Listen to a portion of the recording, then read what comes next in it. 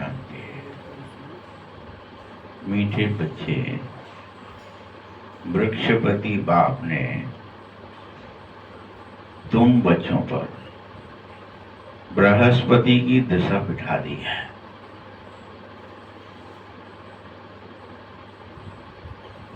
Check करो, मेरे पास बृहस्पति की दशा बैठ गई है, यानी राहु की खत्म हो गई है।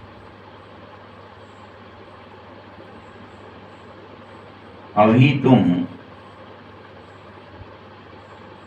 हर हाल में अविनाशी सुख की दुनिया में जा रहे हो। तुम्हें जाना ही है अविनाशी सुख की दुनिया।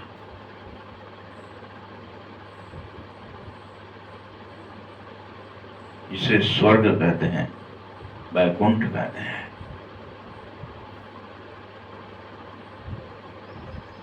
बहिष्ठ कहते हैं। प्रश्न है, अविनाशी बृहस्पति की दशा किन बच्चों पर बैठती है और उनकी निशानी क्या होगी? कैसे पहचाने कि इस पर बैठ गई है, इस पर नहीं बैठी है? अभी किस पर बैठ जाती है, क्या निशानी दिखने की? बच्चे, उत्तर है, जो बच्चे जीते जी, मरने के बाद नहीं, अभी देह के सब संबंधों को त्याग देते और अपने को आत्मा निश्चय कर लेते, ऐसे निश्चय आत्मिक बुद्धि वाले बच्चों पर बृहस्पति की दशा बैठ जाती है। ये पहचान है। चेक करो, जीते जी देह के संबंधों का त्याग किया, स्वयं को आत्मा निश्चय किया, स्वयं को शरीर निश्चय नहीं किया। शरीर को भी त्याग देना है, देह के संबंधों को त्याग देना है। शरीर के निश्चय को त्याग के, मैं शरीर हूं, ये निश्चय त्याग दो। जीते जी, मरने के बाद तो त्याग ही दो।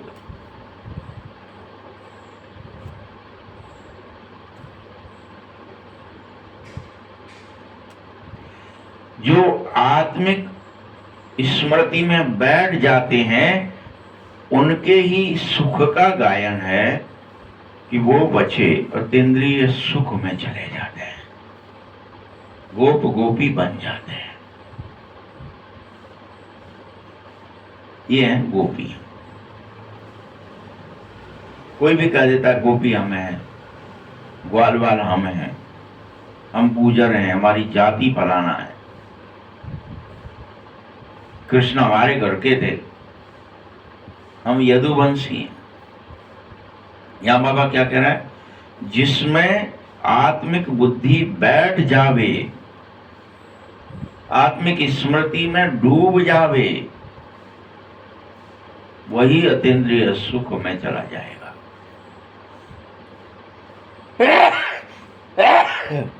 वह गोप गोपी बन जाएगा। अर्थात गोप गोपी बन जाने का मतलब, अर्थात उसकी खुशी कभी भी गुम नहीं होगी। उसकी खुशी कभी गुम नहीं हो सकती। गीत है, ओम नमः शिवाय, ओम शांति। बच्चों ने बाबा की महिमा सुनी। आज के दिन को क्या कहा जाता है? वृक्षपति दिन, बृहस्पतिवार। आज कौन सा दिन है?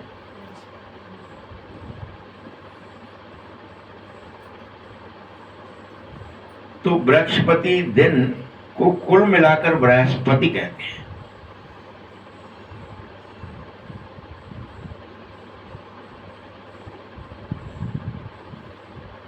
इसको गुरुवार भी कहा जाता है।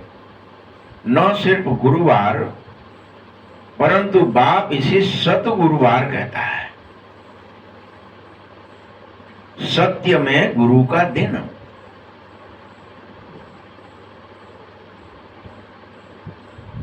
इसे भारत में, बंगाल में बहुत मनाया जाता है।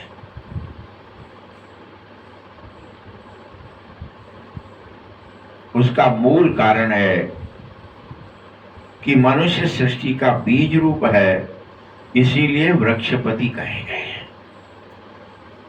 भगवान क्या है? मनुष्य सृष्टि का बीज है।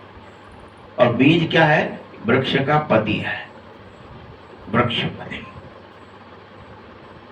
मालिक।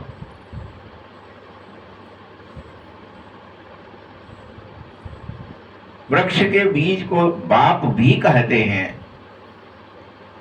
उनसे वृक्ष उत्पन्न जो होता है,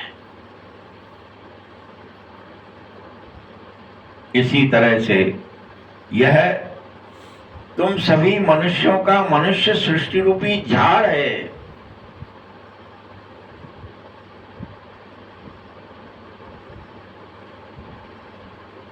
इसका बीज भगवान है, खुद ऊपर में। ये उल्टा झाड़ है, जिसकी जड़ें ऊपर हैं, जिसका तना नीचे है, जिसका बीज ऊपर है और डगालें और गोदे नीचे की तरफ है।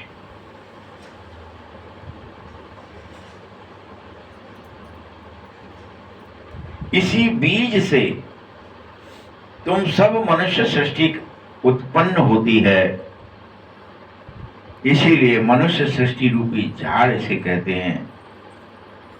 तुम जानो कि इस समय रियल में हम पर आत्मिक बुद्धि, आत्मिक निश्चय, सर्वदेह के संबंधों का त्याग का नशा चढ़ गया है, तो आप अविनाशी वृक्षपति की दशा में स्थित हो गए हो। तुम्हें अविनाशी स्वराज मिल गया है।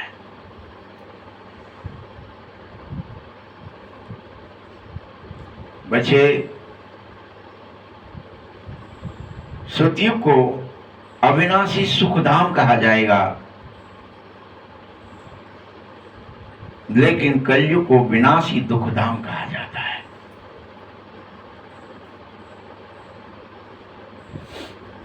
अभी इस विनाशी दुखधाम का विनाश हो जाएगा, होना ही है। सुखधाम अविनाशी है, पूरे आधा कल्प चलता है। जो अविनाशी वृक्षपति स्थान स्थापना कर रहे हैं, तुम बच्चों को हर पल अपनी बुद्धि में देह के संबंधों का त्याग करके रखना चाहिए। अपने को आत्मा निश्चय करना चाहिए। सेवा के लिए पॉइंट निकालते रहना चाहिए कि मैं अपनी सेवा करूं, मैं आत्मिक स्मृति में रहूं, देह के संबंधों को, देह को की स्मृति को त्याग दूं। देह को नहीं त्यागना, देह की स्मृति को त्यागना।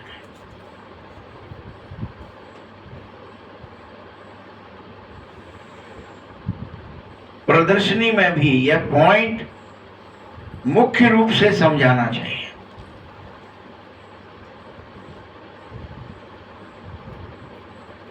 क्योंकि मनुष्य तो सब भूल गए हैं, स्वयं को देह ही समझ रहे हैं और सदा देह के संबंधों को ही याद करते रहते हैं, या देह के कर्मों में लगे रहते हैं। देह के लिए ये करो, देह के लिए ये करो, देह के लिए ये करो।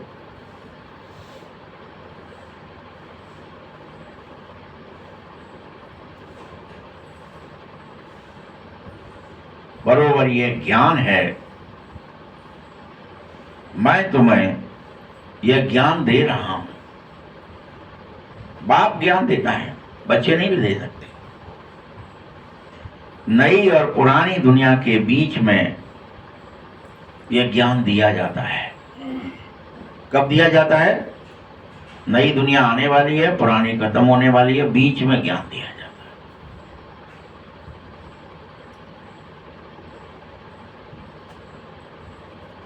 नई फसल आने वाली हो, पुरानी फसल काटने वाले हो, बीच में ही बोया जाएगा ना।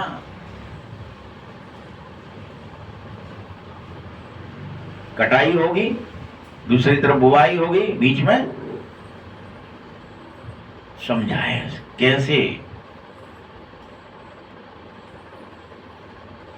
यह प्राय लोप हो जाता है फिर से। जैसे बुआई पूरी हुई, ज्ञान लोप हो जाएगा। तुम जब देवता बन जाओगे तो यह ज्ञान तुम्हारे अंदर नहीं होगा।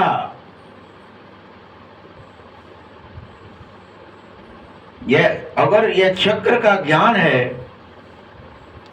और अगर याद रह जाए तो फिर राजाई में आनंद ही नहीं आ गए। ज्ञान याद रहा कि हम त्रेता में जाते हैं, द्वापर में जाएंगे, कलयुग में जाएंगे, नरक में जाएंगे, दुखी होंगे, तो फिर उस सुख का आनंद खत्म।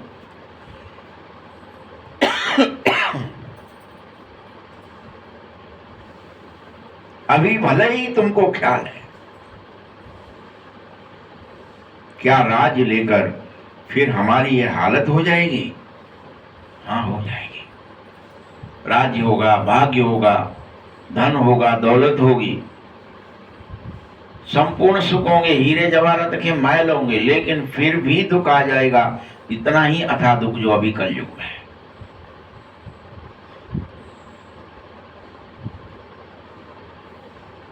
बच्चे, तुम्हारी यह हालत इसीलिए हो जाएगी कि तुमको ड्रामा का ज्ञान नहीं है, और ज्ञान हो भी तो ड्रामा इसी तरह से बना हुआ है,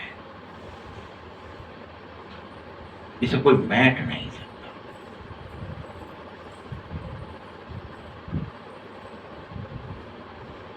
चक्र तो फिरना ही है। संसार की हिस्ट्री, संसार की ज्योग्राफी रिपीट होना ही है, इसे कोई मैट नहीं सकता।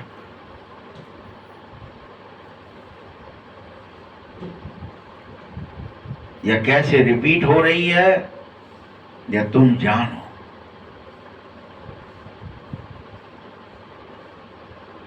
यही है मनुष्य सृष्टि। तुम्हारी बुद्धि में मूल वतन का झाड़ भी है, सेक्शंस सभी के अलग अलग हैं।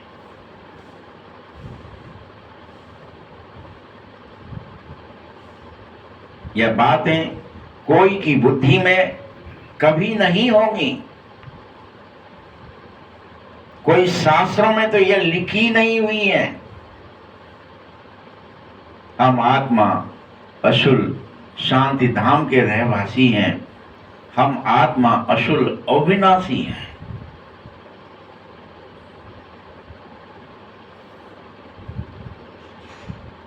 हम कभी विनाश को प्राप्त नहीं हो सकते हैं और न होते हैं, ना ही हो सकते हैं, ना होते हैं।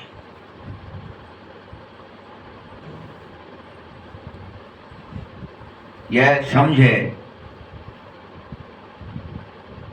मनुष्य तो समझ बैठा है कि आत्मा भी बुदबुदे की तरह है। पानी से बुदबुदा निकला और फिर से पानी बन गया, फूट गया। पानी केरा बुदबुदा असमानस की जात, ऐसे लिख दिया लोगों ने, और मनुष्य ने यह समझ लिया यही सत्य है।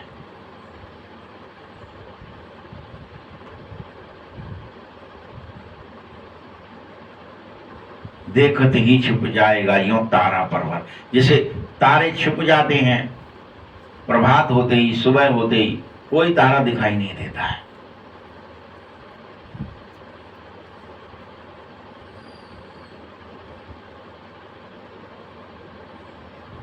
लेकिन तुम इस राज को जानो बुद्धि से कि आत्मा तो अविनाशी है,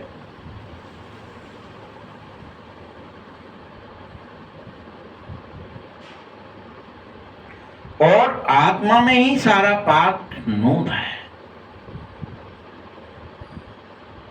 देवता बनने का, क्षत्रिय बनने का, वैश्य बनने का, शूद्र बनने का, ब्राह्मण बनने का, फरिश्ता बनने का, मूल रूप में फिर से आत्मा में स्मृति, आत्मस्मृति में पांचवा स्वरूप तुम्हारी आत्मा में पाठ के रूप में नूद है। ये नूद है।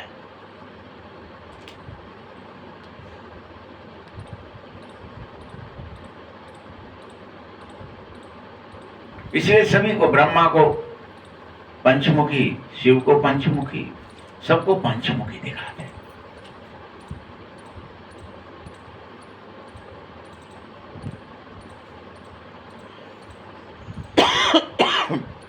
परंतु बच्चों, यह चक्र का ज्ञान कोई शास्त्रों में नहीं है। शास्त्र नहीं मानते इसे। न तो आत्मा का चक्र का ज्ञान पता है, कुछ नहीं पता शास्त्रों को।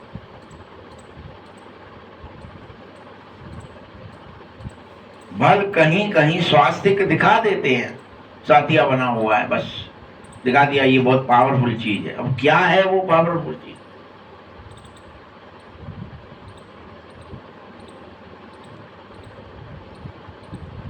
चक्र को फिर सिर्फ ऐसे लकीर लकीर लगा देते जिससे सिद्ध होता है अनेक धर्म थे।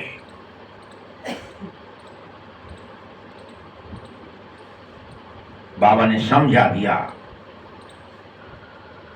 मुख्य 4 शास्त्र हैं, 4 धर्म हैं और 4 ही युग हैं, सतयुग, त्रेता, द्वापर और कलयुग।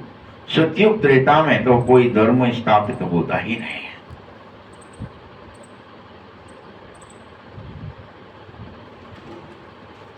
और सतयुग त्रेता में कोई धर्मशास्त्र भी नहीं हो सकता है। किसी धर्मशास्त्र की जरूरत भी नहीं है सतयुग और त्रेता में। यह सब धर्म तो द्वापर से शुरू होते हैं और फिर देखो कितनी वृद्धि हो जाती है धर्मों की।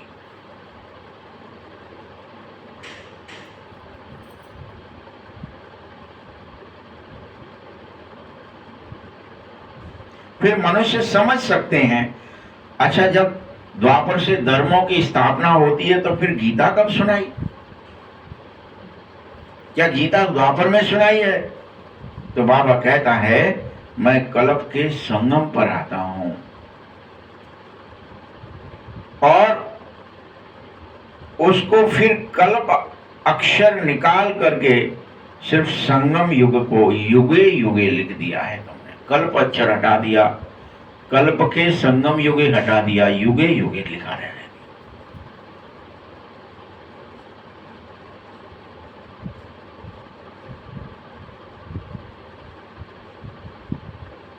वास्तव में धर्म की ग्लानि संगम युग पर ही होती है, इसलिए संगम पर आता। धर्म ग्लानि, कोई भी सुख शांति को नहीं जानता, आनंद को नहीं जानता, 7 गुण तुम आत्मा के भूल जाते हो। वो कलयुग का अंत होता है, तब संगम युग पर भगवान आ गए। संगम युगे है, युगे युगे नहीं।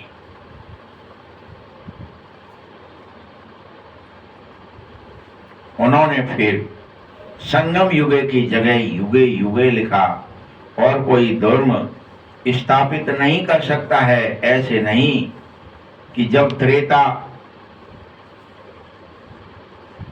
आएगा या सतयुग का अंत होगा या फिर त्रेता का अंत होगा और द्वापर की शुरुआत होगी, उस संगम पर स्थापना होगी, नहीं।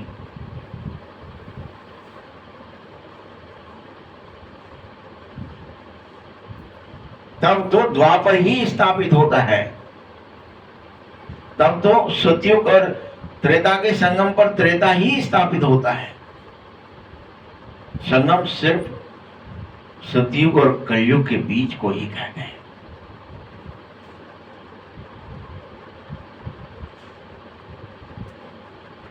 यही संगम युग है, यही संगम का सुहावना समय है, जिसका एक और नाम भी है, जिसको कुंभ भी कहते हैं।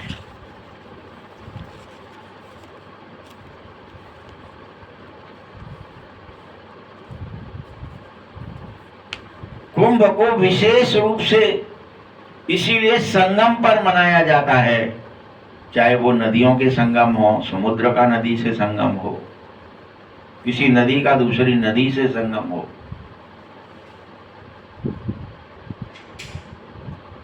वास्तव में कुंभ माना संगम। किसका संगम? आत्मा और परमात्मा का संगम, उसको कुंभ कहते हैं। पानी के संगम को नहीं, नदी के संगम को नहीं, समुद्र और नदी के संगम को नहीं। किसको? आत्मा और परमात्मा के मिलन को संगम कहते हैं। मनुष्य का मनुष्य, स्त्री पुरुष मिले तो भी संगम करने लगे लोग, उनके संगम से बच्चे पैदा हुए, जबकि ऐसा नहीं है। आत्मा परमात्मा के मिलन को ही संगम का। यह रूहानी मेला इस समय आत्मा और परमात्मा के मिलन का मेला है, इस पर संगम होता है। उन्होंने फिर पानी की गंगा का नाम रोशन कर दिया, ज्ञान सागर की जगह गंगा सागर कर दिया, पानी का सागर कर दिया। पतित पावन ज्ञान सागर परमात्मा को जानते नहीं, इसीलिए ये बातें करते हैं, भूल गए उसे।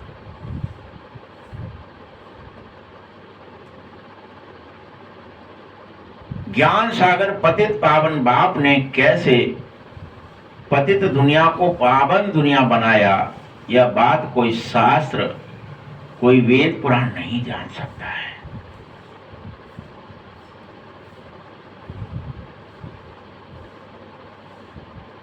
अब तुम बच्चों को बाप कहते हैं माम एकम याद करो।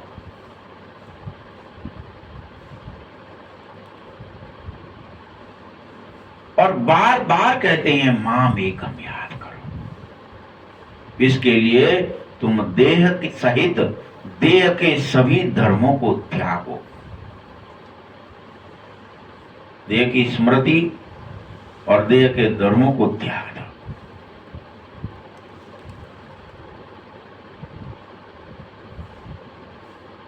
यह बात बाप किससे कह रहा है? मामे कम याद, तुम आत्माओं से कह रहा है, शरीरों से नहीं।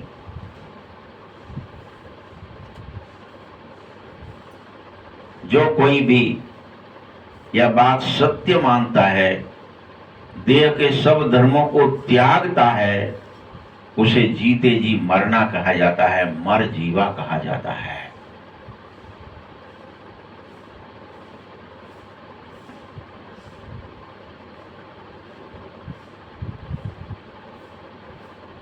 जीते जी मरना इसीलिए कि मनुष्य जब शरीर छोड़ते हैं तो देह के सब संबंध ऑटोमेटिक छूट जाते हैं। वैसे ही जीवित रहकर देह के सब धर्मों को, सर्व संबंधों को भूल करके मामे कब याद करो।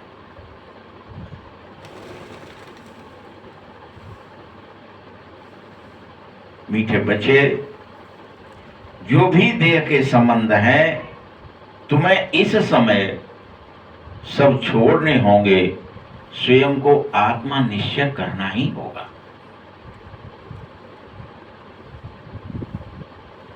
तुम सभी निश्चय आत्मिक बुद्धि हर हालत में बन जाओ।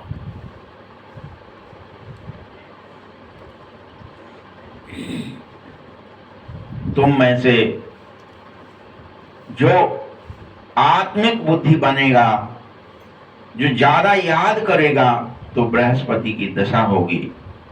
स्वयं ही खुद जांच कर लो कि मैं देह के संबंधों को भूलकर शिव बाबा को कितना याद करता हूं। ये कौन करेगा जांच? खुद करनी है प्रत्येक को, कोई और नहीं करेगा तुम्हारी जांच।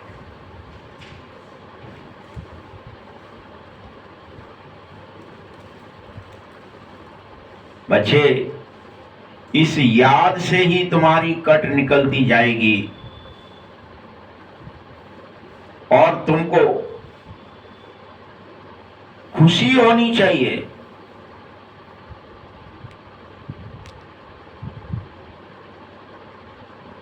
तुम महसूस करो कि हम आत्मा बाबा को कितना याद करते हैं।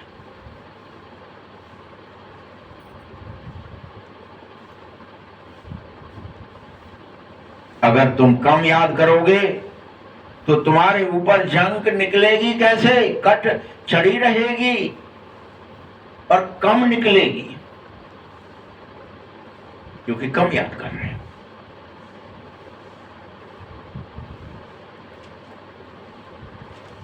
तुम्हारे अंदर खुशी भी कम रहेगी।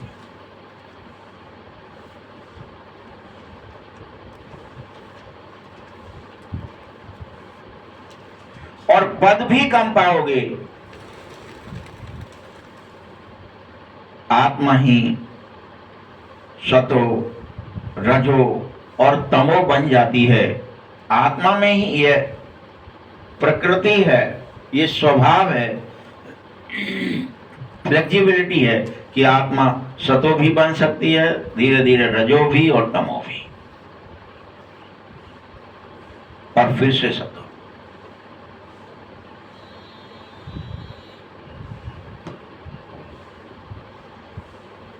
ये संगम युग का ही गायन है, गोप गोपियों के अतीन्द्रिय सुख का। पूरे कल्प में फिर कभी नहीं होता है। और कुछ भी याद नहीं करना है सिवाय मुझ बाप के। तुम हर पल दे अभिमान में रहते हो, जबकि तुम्हें हर पल खुशी का पारा चढ़ा रहना चाहिए, अतीन्द्रिय सुख में जाना चाहिए। और ये खुशी होनी चाहिए कि मेरे ऊपर बृहस्पति की दशा बैठ गई है, सदगुरु की दशा बैठ गई है। अब मुझे दिन रात सदगुरु देख रहे हैं।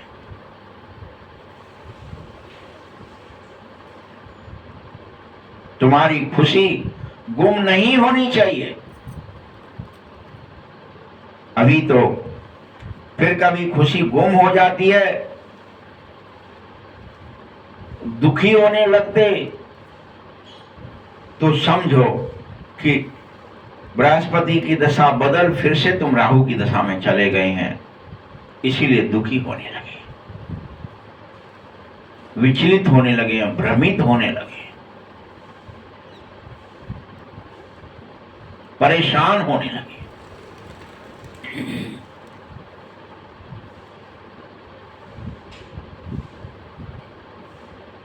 कोई बहुत साहूकार होता है, कैसे हो जाता है ये बाबा उसका उदाहरण दे रहा है कि कैसे बृहस्पति की दशा लगे हुए भी राहु की दशा लग जाती है। जिसका एक उदाहरण बाबा ने दिया है कि जैसे कोई पहले बहुत साहूकार होता है और उसने कोई सट्टा लगा दिया, अब है तो साहूकार, बहुत धनवान है, अब सट्टा लगाया तो क्या ही हो गया, उसका सारा देवाला ही निकल गया। क्या कर दिया उसने? सट्टा लगाया और जमीन जायदाद मकान दुकान सब बिक गया, सट्टे में चला गया, दिवालिया हो गया। तो समझा जाना चाहिए कि उस पर राहु की दशा बैठ गई, भ्रमित हो गया, अपनी ही सब चीजें वस्तुएं बेवजह ही किसी और को दे दी, नष्ट कर दी अपने ही हाथों से।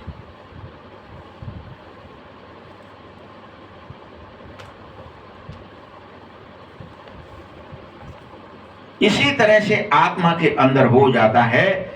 जब तुम आत्मस्मृति की जगह देह स्मृति में आते हो और देह दुनिया की याद में डूब जाते हो, तो तुम्हारा देवाला निकल जाता है, तुम्हारी सारी आत्म बल क्षीण हो जाता है। आत्मिक शक्तियां, आत्मिक गुण, आत्मिक ज्ञान सब भस्म हो जाता है, कंगाल बन जाते हो।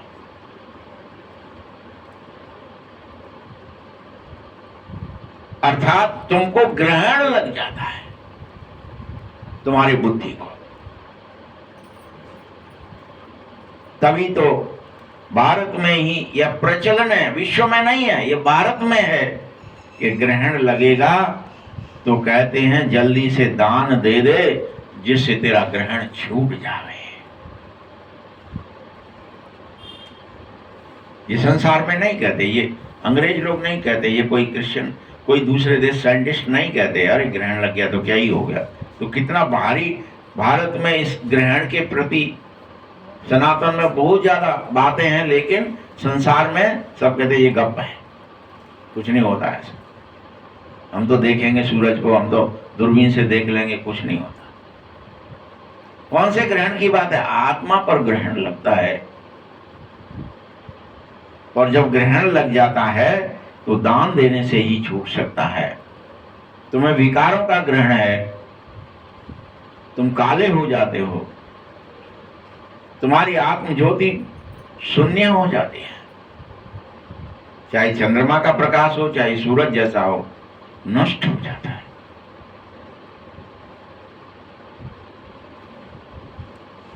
कहां तुम्हारा देवी देवता स्वरूप सर्वगुण संपन्न 16 कला संपूर्ण, और कहां ग्रहण लगने के कारण, राहु की दशा बैठने के कारण काम क्रोध लोभ मोह से ग्रसित आत्मा तो वही है जो सर्वगुण संपन्न 16 कला संपूर्ण थी, मर्यादा पुरुषोत्तम, संपूर्ण निर्विकारी, संपूर्ण अहिंसक थी, और वही ग्रहण के कारण में कैसी हो गई?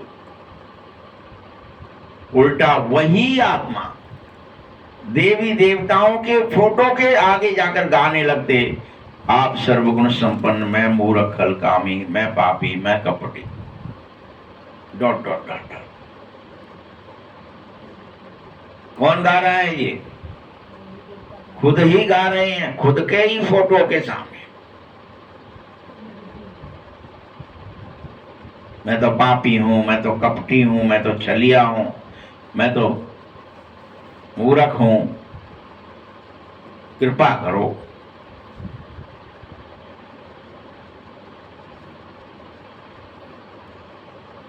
देखो, तुम्हें समझ में आ गई बात कि तुम अभी समझो, राहु का ग्रहण लगने से हम सब वास्तव में ही कैसे बन जाते हैं? काले बन जाते हैं, पापी बन जाते हैं, दुखी बन जाते हैं।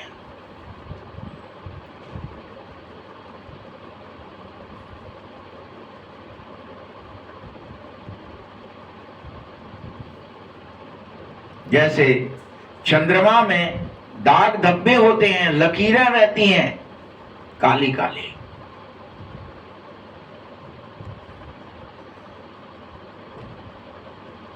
तो तुमने देवी देवताओं के चित्र भी काले बना दिए। राम जी काले, कृष्ण काले, विष्णु काले, सब काले बना दिए। ये तुमने बनाए हैं चित्र काले, क्योंकि तुम खुद काले हो जाते हो।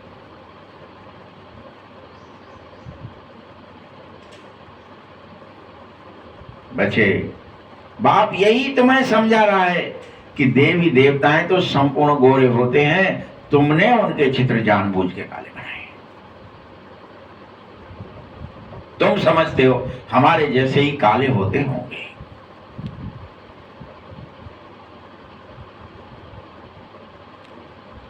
ये गीता आदि सनातन देवी देवता धर्म का शास्त्र है, लेकिन तुम तो अपने धर्म को भूल गए तो शास्त्र को भी भूल गए। धर्म को ही नहीं जानते हैं कि धर्म क्या है। धारणा किससे करना है? मुझे शांति की धारणा करनी है, सुख की धारणा करनी है, पवित्रता की धारणा करनी है, यही धर्म है। भूल जाते।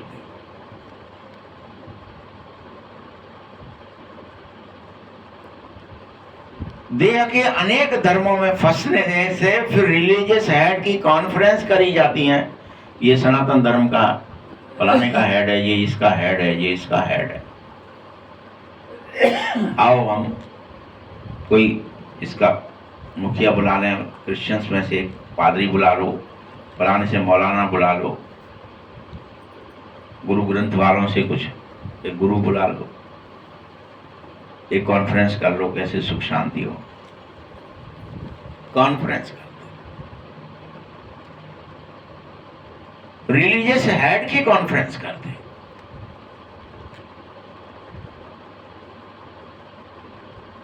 तुम वहां भी समझा सकते हो कि भगवान आ गया है, भगवान सर्वव्यापी नहीं है, लेकिन तुम समझा नहीं पाते।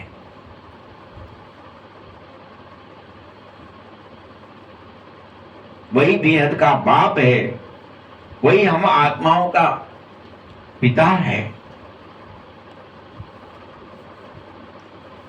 वही हम बच्चों को वर्षा देता है, हर कल्प के संगम पर आता है।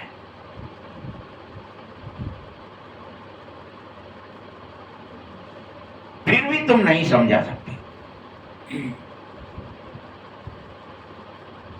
बच्चे, वास्तव में किसी साधु संत को तो वर्षा मिलता नहीं है, तो भला वो कैसे माने कि भगवान आ गया है? क्या कह रहे बाबा, ध्यान से सुन लो।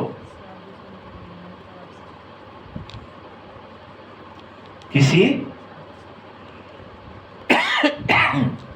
साधु संत को तो वर्षा मिलता ही नहीं है, इसलिए वो मानते नहीं है कि भगवान आए, वो इसलिए नाक सूतने में लगे रहते हैं।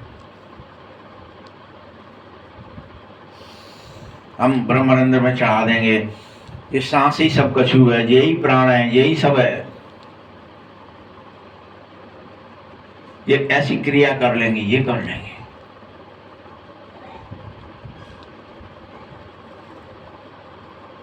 वर्षा तो बच्चों को मिलता है, तुम बच्चे बनो, तुम साधु संत मत बनो, बाबा के बच्चे बनो।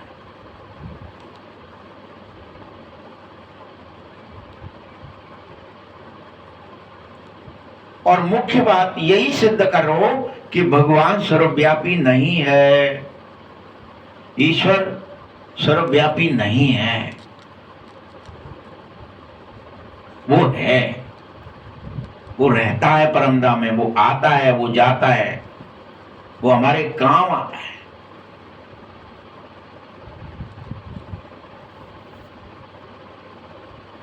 तभी उसके शिव जयंती होती है कि भगवान आया और उसने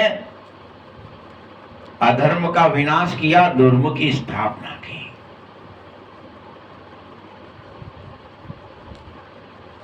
तभी तो लिख दिया कि जब जब होए धर्म की हानि, जब अधर्मी हो जाते हैं, धर्म की हानि हो जाती है, यानी सातों गुण नष्ट हो जाते हैं, पवित्रता, सुख, शांति, आनंद, ज्ञान, प्रेम, शक्ति।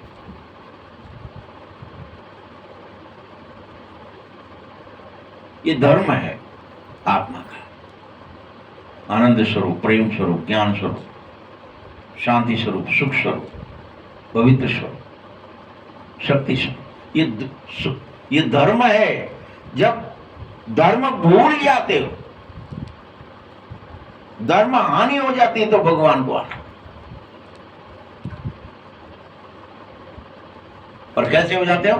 बाढ़ ही असुर अधम अभिमानी। तुम्हारे अंदर किस चीज की बाढ़ आ जाती है? आसुरी गुणों की, नीचता की, अधम नीचता, नीच हो जाते हो। किसी को पानी पिलाने में भी दिक्कत है, किसी को कुछ मीठा बोलने में भी दिक्कत है। बाढ़ ही असुर अधम अभिमानी, अभिमानी हो जाते हो। मैं कोई नौकर हूं क्या? मैं क्यों करूं, तुम कर लो।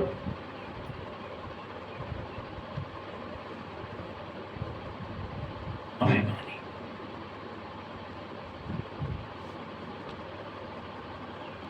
तो इसीलिए बाबा समझाता है कि मैं आता हूं शिव जयंती तुम इसीलिए मनाते हो कि मैं आता हूं, धर्म की स्थापना करता हूं तुम्हारे अंदर। धर्म कहीं देश में कहीं स्थापित नहीं हो सकता, किसी राज्य में स्थापित, धर्म आत्मा में स्थापित होता है। आत्मा ही अधर्मी बन जाती है। इसे रुद्र जयंती कहो। ये रुद्र ज्ञान यज्ञ रचने के लिए भगवान आए हैं। वह हैं तो शिव, गीता ज्ञान यज्ञ रचते हैं। ऐसा रुद्र ज्ञान यज्ञ, गीता ज्ञान यज्ञ, अविनाशी यज्ञ रचा जाता है जिससे विनाश ज्वाला प्रकट हो जाती है और विनाश हो जाता है। बुराई का विनाश, अच्छाई की स्थापना इसी यज्ञ से हो जाती है। यह बात तुम प्रैक्टिकल में हर कल्प देखते भी हो, फिर भूल जाते हो। तुम्हारे सामने होता है ये सब, तुम्हें दिखाई देता है, हाँ हो रहा है। कैसे निराकार शिव बाबा रुद्र ज्ञान यज्ञ रचता है हर कल्प। साकार तो कुछ कर न सके, वह निराकार ही करता है सब कुछ। साकार के बस का कुछ नहीं है।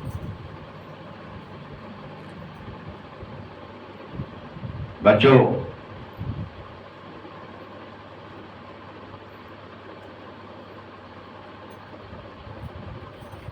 ये बेहद का यज्ञ है और फिर से इस संगम पर स्थापित हुआ है। इसमें सारी पुरानी दुनिया स्वाह होनी ही है, इसे कोई टाल नहीं सकता। फिर से तुम्हें पवित्र बनना ही होगा। इसमें बाकी ये सब जिस्मानी यज्ञ नहीं है। जिस्मानी यज्ञ तो चलते रहे, उनसे कुछ नहीं हुआ। उन जिस्मानी यज्ञ में और इस रूहानी यज्ञ में, बेहद के यज्ञ में जमीन आसमान का फर्क है। कहां वो यज्ञ, कहां ये यज्ञ, बहुत अंतर है। बाप कह रहा है यह रुद्र ज्ञान यज्ञ है, इससे विनाश होना ही है। लेकिन उससे पहले तुम पास हो जाओगे, पूरा योगी और ज्ञानी भी इसी यज्ञ से बन जाओगे।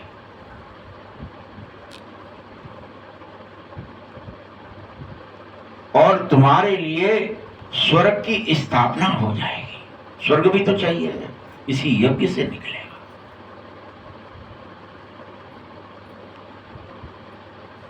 तभी तो जब नई दुनिया स्वर्ग स्थापित हो जाएगा तो नरक का जरूर विनाश भी हो जाएगा। उजाले की स्थापना होती है तो अंधेरा अपने आप भाग जाता है, मिट जाता है, विनाश हो जाता है। वैसे ही नई दुनिया स्वर्ग की स्थापना होते ही नरक का ऑटोमेटिक विनाश हो जाता है। इसलिए इस रुद्र ज्ञान यज्ञ को राजस्व अश्वमेघ रुद्र ज्ञान यज्ञ कहा जाता है। यही अक्षर है जिससे तुम्हें राज्य भी मिलता है, सुख भी मिलता है और तुम्हारा मन रूपी अश्व निर्मल हो जाता है। इस पर तुम सवारी करना जान जाते हो। घोड़े को स्वाहा किया जाता है अश्वमेघ यज्ञ में। वास्तव में यह पूरा तुम्हारा शरीर ही घोड़ा है, इसे तुम जीते जी स्वाहा कर दो, देह की स्मृति को भूल जाओ। ये तभी पूरा होगा यज्ञ। अश्वमेघ यज्ञ है, इसमें ये शरीर रूपी अश्व स्वाहा करना है। स्मृतियों से बाहर निकालना है।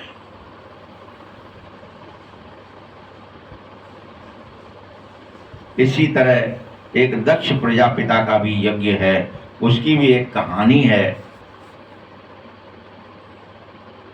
सब बैंड बनाई है।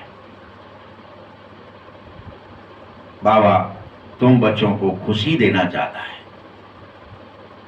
तुम बच्चों को बेहद खुशी हो जानी चाहिए प्रकट।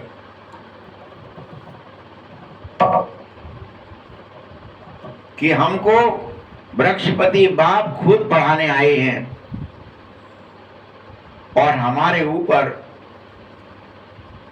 बृहस्पति की दशा बैठ गई है।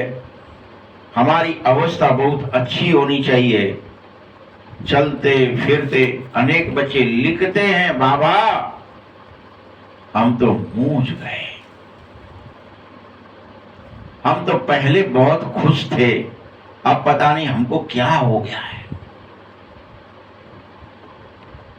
यहां आकर बाप का बनना बड़ी यात्रा है, तुम क्या सोचते हो?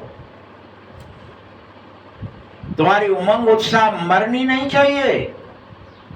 यहां आ गए तो और मर गए, अरे योग लगाना पड़ेगा, कुछ करना है, बस चुप रहना है। डिप्रेशन में थोड़ी जाने के लिए आया। ये बड़ी यात्रा है, तीर्थ यात्रा है। यहां तीर्थ यात्राओं में तो कितने पैसे खर्च करते हो। अभी यहां तो दान करने की बात ही नहीं है। मैं तुमसे कोई एक पाई पैसा भी खर्चा नहीं करवाता हूं, ना ही तुम्हें करना है, क्योंकि ये रूहानी यात्रा है, इसमें पैसा खर्च होता ही नहीं है। बस तुम याद की यात्रा में, रूहानी यात्रा में रहो। अनेक जिस्मानी यात्राएं करी तुमने द्वापर युग से, उनसे कुछ फायदा नहीं हुआ। जिसके लिए गायन करते रहे, चारों तरफ लगाए फेरे, फिर भी हरदम दूर रहे। फेरे लगाते रहे जन्म जन्मांतर, लेकिन भगवान से दूर रहे। भगवान को अपना माना ही नहीं, ना आपने अपने आप को भगवान का माना और ना ही भगवान को अपना माना। दूर रहे। अभी तुम समझो कितनी ढेर यात्राएं होंगी। कहीं न कहीं मनुष्य जरूर जाता है, कोई हरिद्वार जाता है तो कोई कहीं जाता है। हरिद्वार में गंगा जी पर जरूर जाते हैं लोग। क्यों जाते हैं? समझते हैं कि यही पतित पावनी गंगा है, यही मुझे पतित से पावन बना देगी। वास्तव में तुम सच्ची सच्ची ज्ञान गंगाएं हो और तुम्हारे पास अनेकों मनुष्य आए, आकर के ज्ञान स्नान करें रोज। बाबा ने समझा दिया, सदगुरु मैं ही हूं, एक ही हूं, अनेकों नहीं है। सदगुरु भी अनेक बना लिए तुमने। यहां वे फलाने सदगुरु है, वो फलाने सदगुरु है, वो फलाने सदगुरु। मनुष्यों को ही सदगुरु बना लिया। सर्व का सदगति दाता सिवाय एक परम पिता परमात्मा के कोई और हो न सके। एक सदगुरु के कोई दूसरा गुरु हो न सके। गुरु गुरु गुरु गुरु हर चीज में गुरु कोई नहीं है। बाबा कह रहे हैं, मैं कलप कलप कलप के संगम पर आता हूं, सदगति देता हूं, पुजारी से पूज्य फिर से बना देता हूं, पतित से पावन बना देता हूं। ऐसा सदगुरु हूं, ऐसी यज्ञ रचता हूं जिसमें तुम्हारे समस्त दुर्गुण भस्म हो जाते हैं। फिर तुम पुजारी से पूज्य बन जाते हो। पुजारी बनकर दुखी होते थे, सो पूज्य बनकर सुखी हो जाते हो।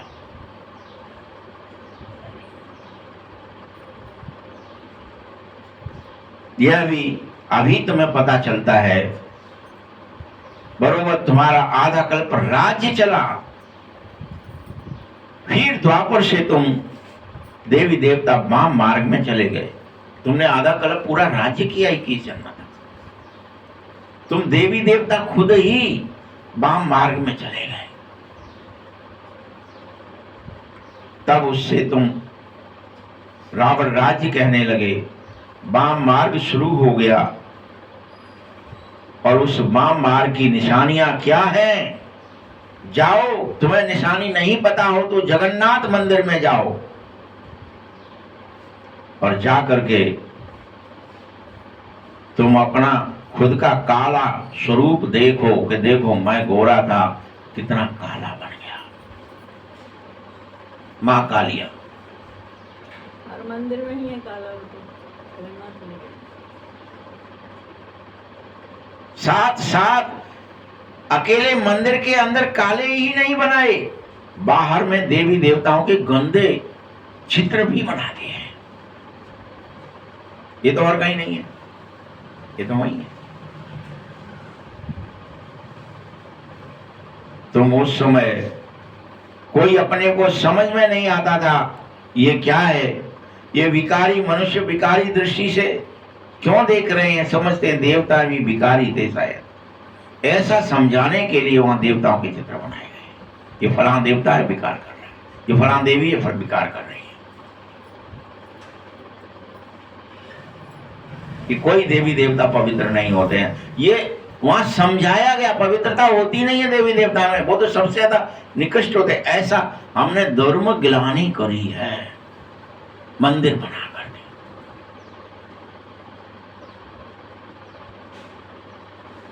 क्योंकि ये लिख दिया कि देवी देवता वाम मार्ग में गए और उल्टे काम करने लगे। सारे देव सारी देवियां, बल उनको देवताओं की ड्रेस भी पहनाई है, आयुध भी देवी देवताओं के दिए हैं, लेकिन विकार करते दिखा दिए। ये दिलवाड़ा मंदिर में जाओगे तो बल ऊपर में स्वर्ग है, नीचे तपस्या में बैठे हैं। इन सब राजों को तुम जानो और कोई जान नहीं सकता है। ये ब्रह्मा को तो अनुभवी इसीलिए बनाया गया कि बाबा को अनुभवी रथ चाहिए। अभी आत्माएं और परमात्मा दोनों बहुत दिनों तक अलग अलग रहे हो। आओ अभी संगम करो, मिलन करो, पास आ जाओ, मुझ बाप के साथ रहो, पूरे संगम का मिलो, कुंभ मनाओ, मिलन मनाओ।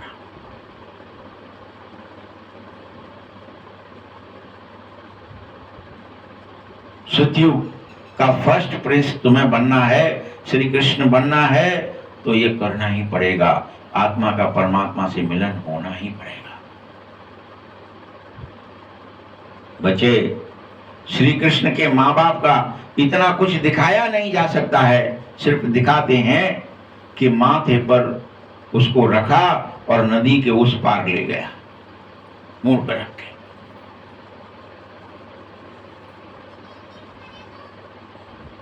नहीं दिखाया जा रहा कि उसके पिता ने उसको कोई राज्य दिया, कोई भाग्य दिया, कुछ नहीं दिखा सकते।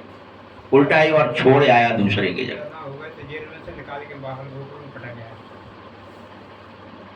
उनके माँ बाप की कोई महिमा क्यों नहीं है? तुम जानो, इस समय श्री कृष्ण की आत्मा ने अच्छी रीति पढ़ाई पढ़ी, जिस कारण से वह माँ बाप से ऊंच पद पाता है।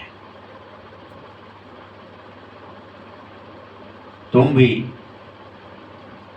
अपने जिस्मानी माँ बाप से ऊंच पद पाओ, तपस्या करो, याद करो, आत्म स्मृति में रहो। देह और देह की स्मृति को भूल जाओ, देह के संबंधियों को भूल जाओ, तभी तुम कृष्ण बन सकोगे या कृष्ण की राजधानी में जा सकोगे। कृष्ण नहीं बन पाएगा। कृष्ण के संगी साथी मित्र बनोगे।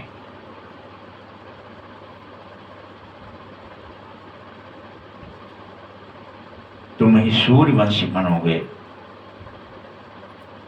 फिर तुम धीरे धीरे चंद्रवंशी भी बनोगे, अनेक जन्म साथ रहोगे।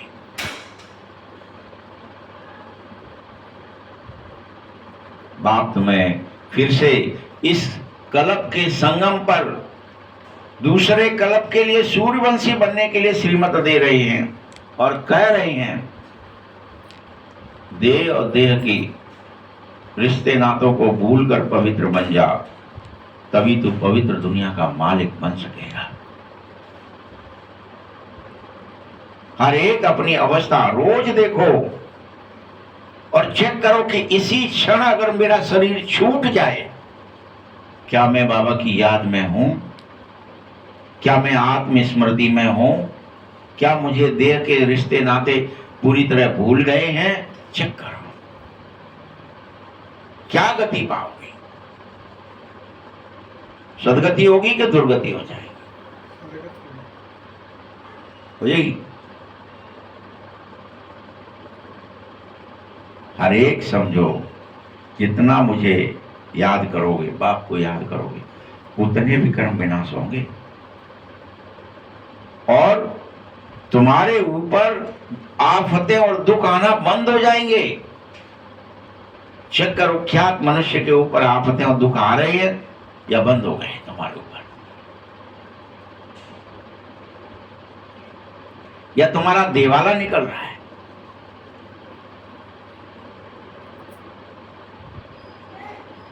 जिनका देवाला निकल जाता है वो साधु बन जाते या साधुओं का जाकर संग करने लगते कि अब तो दिवालिया हो गए, क्या ही करें, बाल रखा लो, दाढ़ी मूछ रखा लो, घर से भाग लो, कोई पहचान भी नहीं पाए, नहीं तो देना पड़ेगा दूसरों का। मनुष्य समझते हैं ये तो एक बड़ा भगत आदमी है, शायद ये ठगी नहीं करेगा। ऐसे 2-4 वर्ष में रहकर धनवान बन जाते हो, उनको बहुत छिपे हुए पैसे होते हैं। हर एक अपनी बुद्धि से समझो, तुम्हारे में भी यहाँ बहुत बैठे हैं जो बहुत कम याद करते हैं मुझे पता है ये बात। बाबा कह रहा है, अपना कल्याण करना चाहते हो तो अपने पास नोटबुक रखो, चार्ट नोट रखो कि सारे दिन में मैं कितनी देर याद किया। यहाँ बहुत बैठे हैं जो याद नहीं करते। मनुष्य तो सारी जीवन की हिस्ट्री लिखते हुए बैठते हैं बेचारे। तुमको तो सिर्फ याद का चार्ट लिखना है कि मेरी उन्नति हो रही है कि नहीं हो रही है, कल से आज ज्यादा हुई है कि नहीं, 1 घंटे से अब इस घंटे ज्यादा हुई है कि पिछले घंटे ज्यादा हुई है, कहीं मैं गिरती कला में तो नहीं जा रहा। उसके पीछे एक मूल कारण है, खुद की उन्नति करेंगे, बाबा की याद करना पड़ेगी। बाबा की याद नहीं करोगे तो ऊंच पद नहीं मिलेगा, इसलिए संभलो। अगर बिना विकर्मों का विनाश नहीं हुआ, तुम्हारे अंदर कोई विकर्म बचा रह गया, कोई विकार रह गया, तो तुम ऊंचे देवता नहीं कहलाओगे, ऊंच नहीं बन पाओगे। तुम पर वैसे ही लांछन है। अभी द्वापर युग से कृपा मार्ग में गए, देवी देवता हैं लेकिन विकारी है। अरे तुम निर्विकारी हो, देवी देवता हो तो दैत्य बन जाते हो, फिर सजाएं खाते हो, मोचरा खाते हो। इसीलिए पहचान है, किसी को मोचरा नहीं खाएगा उसी को ऊंच पद मिलेगा। मोचरा जिसने खा लिया उसका पद नष्ट हो जाता है, उसको नौकर चाकर बनना पड़ता है, ऊंच पद नहीं पा सकता, क्योंकि वो दंड खा के आया, कोड़े खा के आया, मोचरा खा के आया। निशान रहते आत्मा का, वो रिजेक्ट माना जाता है। धर्मराज का मोचरा न खाए, बेइज्जती ना हो तो पुरुषार्थ करो। तुम शिव बाबा के सन्मुख बैठे हो, फिर धर्मराज भी तुम्हारे सन्मुख है, तुमको सब साक्षात्कार कराऊंगा। तुम क्या क्या करते हो, याद करते हो कि नहीं करते। तुम ये मत सोचो कि बाबा को कुछ पता नहीं है। मैं तुमको दिखाऊंगा तुम्हारे कर्म, तुम्हारी याद करी कि तुम देह दुनिया में फंसे रहे। शरीर में फंसे रहे, कर्म में फंसे रहे।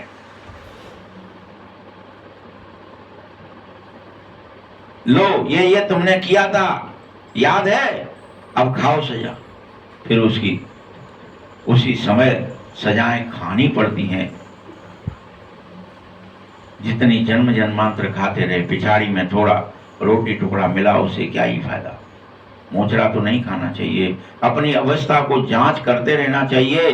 कोई पोता मेल निकालो 6 महीने का, कोई 12 महीने का, कोई को रोज निकालना चाहिए। रोज ना, रोज के रोज निकालना सीखो। बाबा कह रहा है तुम व्यापारी बन जाओ। आज घाटा हुआ कि भाड़ा, रोज।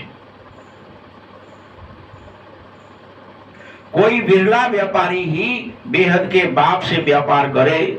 धन नहीं है तो तन मन से करो। उसको शराब भी कहते हैं, सट्टा मट्टा करते लोग। तुम तन मन धन दे करके 21 जन्म के लिए बाप से वर्षा क्यों नहीं पा लेते? क्यों नहीं समझ जाते हम बाबा के बन जाएं? बाबा हम तो आपके हैं, ऐसी युक्ति क्यों नहीं रचते हो? बार बार तुम अलवेले क्यों हो जाते हो? आलसी क्यों हो जाते हो? क्यों अज्ञान की नींद में सो जाते हो? बताओ। तुम्हारी आत्मा और शरीर लक्ष्मी नारायण जैसा बना कि नहीं? अब क्यों ये बार बार रूप बदल जाता है? क्यों काले बनने लगते? क्यों हट जाते हो योग से, याद से, तपस्या से?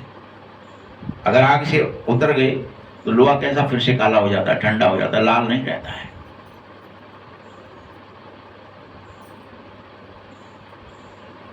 बाबा कह रहा है मैं तुमको एकदम गोरा बनाने आया हूं, एकदम रूप बदल दूंगा। दूसरे जन्म में तुमको बहुत फर्स्ट क्लास शरीर मिलेंगे, राज्य और भाग्य मिलेगा, बैकुंठ मिलेगा। चाहो तो साक्षात्कार करके देख लो। तुम जानते हो कि मम्मा बाबा फिर से लक्ष्मी नारायण बनेंगे। मुख्य उद्देश्य सबका एक ही है, लक्ष्मी नारायण बनना। अब जितना पुरुषार्थ करोगे उतना ऊंच पद पाओगे। अगर पुरुषार्थ पूरा नहीं किया, धम्मचक्र मचाते रहे, उसी में फंसे रहे दे दुनिया की बातों में, विचारों से, भावनाओं से, कर्मों से अलवेले होते ही रहे, तो तुम अपना पद भ्रष्ट कर ही दोगे। बाप कितना भी समझाए, तुम अतीन्द्रिय सुख में जा न सकोगे, तुम गोप गोपी बन न सकोगे, संगी साथी कहलाओगे नहीं बाबा के। अच्छा, मीठे मीठे शकील दे बच्चों प्रति माता पिता बाप दादा का याद प्यार और गुड मॉर्निंग। रूहानी बाप की, रूहानी बच्चों को नमस्ते। रूहानी बच्चों की भी बाप दादा को बहुत बहुत याद प्यार और नमस्ते। धारणा के लिए मुख्य सार है अपनी अवस्था की जांच खुद करो, कोई और नहीं करेगा तुम्हारी अवस्था की, खुद करो। और अपने कल्याण के लिए डेली डायरी रखो, जिसमें तुम्हें याद का चार्ट नोट करते रहना है कि मैं आज कितनी देर याद किया, कितनी देर देह दुनिया को भूला और कितनी देर देह दुनिया में फंसा रहा। रिश्ते नातों में फंसा रहा, देह के लिए कर्मों में फंसा रहा। दूसरा पॉइंट है बेहद के बाप से सच्चा सच्चा व्यापार करना सीख लो। अब तुम अपना तन मन धन सब मुझ बाप के हवाले कर दो, स्वा हो जाओ और 21 जन्म के लिए बदले में सब दूंगा। निश्चय बुद्धि बनो, स्वयं का कल्याण जरूर करो, फिर दूसरों का करना, पहले खुद का करो। स्वयं का कल्याण जरूर करना ही है। वरदान है खुशी के साथ शक्ति को धारणा करो, विघ्नों को पार करने वाले विघ्न जीत भव। जो बच्चे जमा करना जानते हैं वही शक्तिशाली बनेंगे। ऐसे नहीं अभी अभी कमाया और अभी अभी खर्च कर दिया, या लुटा दिया या सट्टा खेल दिया या बांट दिया। नहीं, अगर तुमने अभी कमाया है और स्वयं में समाया नहीं तो शक्ति नहीं रहेगी।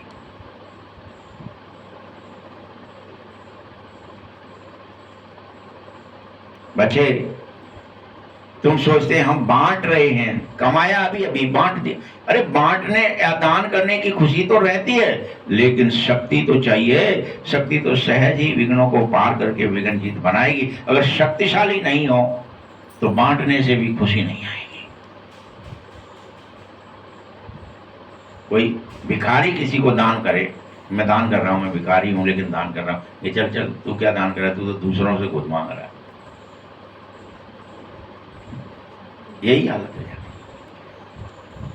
शक्ति नहीं रहेगी जो विघ्नों को जीत सके।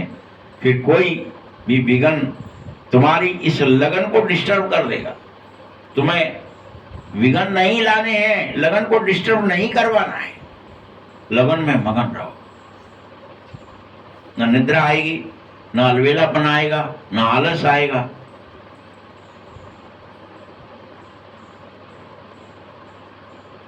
इसीलिए तुम्हारे चेहरे पर खुशी रहेगी और खुशी की झलक 24 घंटे दिखाई देगी। ऐसे शक्ति की झलक भी फिर 24 घंटे दिखाई दे। अकेले खुशी की झलक से काम नहीं चलेगा, शक्ति की भी झलक दिखाई देनी चाहिए कि शक्तिशाली आत्मा है, पावरफुल है।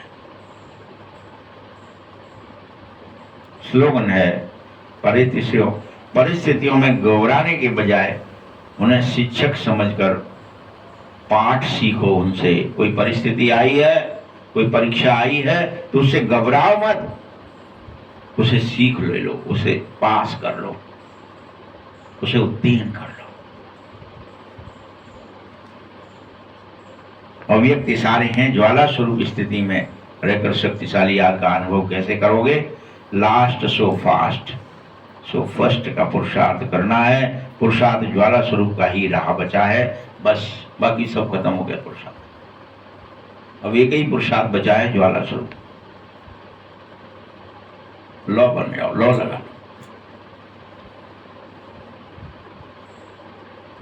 तुम्हें पता है तुम्हारे कारण, पांडवों के कारण यादव अभी बम पटकने में रुक जाते हैं।